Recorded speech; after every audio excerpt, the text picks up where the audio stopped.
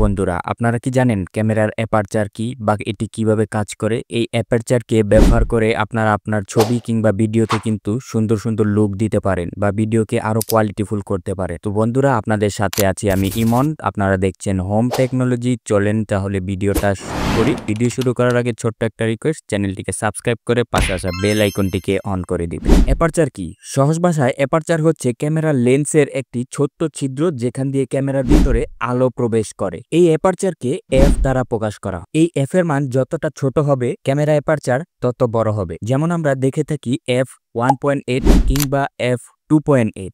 এই এফ এর মান যতটা ছোট হবে অ্যাপারচারের মান ততটাই বড় হবে, অর্থাৎ এখান দিয়ে বেশি আলো প্রবেশ করবে। ঠিক তেমনি বিপরীতভাবে এফ এর মান যতটা বেড়ে যাবে অ্যাপারচারের মান ততটাই কমে যাবে। যেমন f8, f11 কিংবা f16।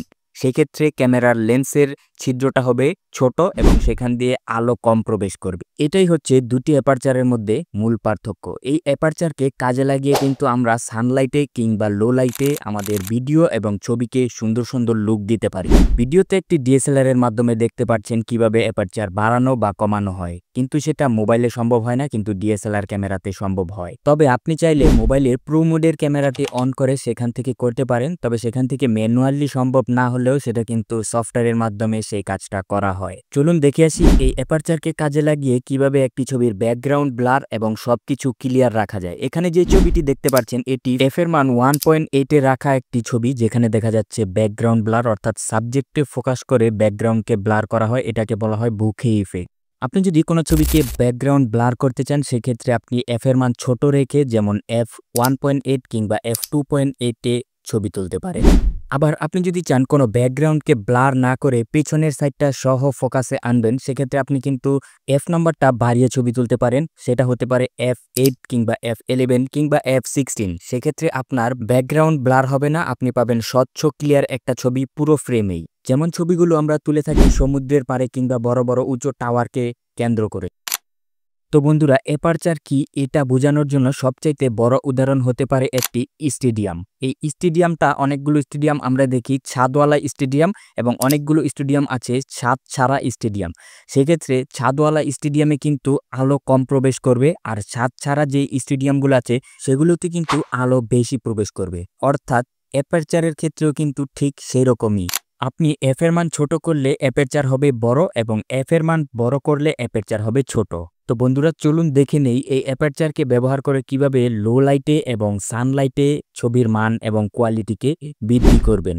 ধরুন আজকের আকাশটা কিছুটা মেঘাচ্ছন্ন, অর্থাৎ সেখানে বেশি রোদ নাই, অনেকটাই অন্ধকার অন্ধকার দেখাচ্ছে। সেক্ষেত্রে আপনি এফ এর মানটাকে ছোট করে 1.8 কিংবা 2.8 করে দিবেন। সেক্ষেত্রে কিন্তু ছবির ম্যাজিকের মতো পারফরমেন্স দেখতে পারবেন। আবার অনেক সময় দেখা যায় প্রচুর রোদ, ছবি তুলতে গেলে ছবির কিন্তু ডাইনামিক রেঞ্জ ঠিক থাকে না, এক পাশে অনেক সাদা হয়ে যায় কিংবা অনেক কালো হয়ে যায়।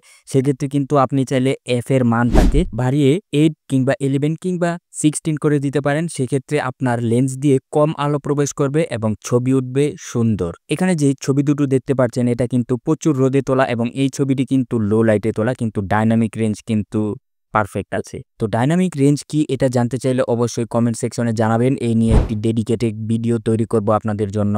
ভিডিওগ্রাফিতে কোন অ্যাপারচার ব্যবহার করবেন? আপনি যদি চান আপনার ব্যাকগ্রাউন্ডটা ব্লার থাকুক সেক্ষেত্রে 1.8 ব্যবহার করতে পারেন কিংবা 2.8 ব্যবহার করতে পারেন। কিন্তু আপনি যদি চান আপনার ভিডিওগ্রাফিটি ল্যান্ডস্কেপ মোডে করতে, অর্থাৎ পুরো এরিয়া জুড়ে বা ওয়াইড অ্যাঙ্গেল মোডে করতে, সেক্ষেত্রে আপনি বড় মাপের f8 কিংবা 11 কিংবা হতে পারে 16, তারও বেশি হতে পারে, সেগুলো ব্যবহার করে আপনি আপনার ভিডিওগ্রাফিতে ছবি তুলতে পারেন। তো বন্ধুরা, ভিডিওটি আর লম্বা করতে চাই না, চলুন এক নজরে দেখিয়ে দেই আপনারা কোন পরিস্থিতিতে কি অ্যাপারচার ব্যবহার করে ছবি তুলতে পারবেন।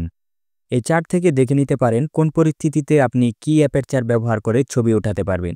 তো বন্ধুরা, যাওয়ার আগে আপনাদেরকে আরও একটা ছোট্ট রিকোয়েস্ট করছি, আমাদের চ্যানেলে যদি নতুন হয়ে থাকেন চ্যানেলটিকে সাবস্ক্রাইব করলে অবশ্যই খুশি হব এবং ভিডিওতে একটি লাইক দিলে কিন্তু আমাদের উৎসাহগুলো আরও বেড়ে যায়।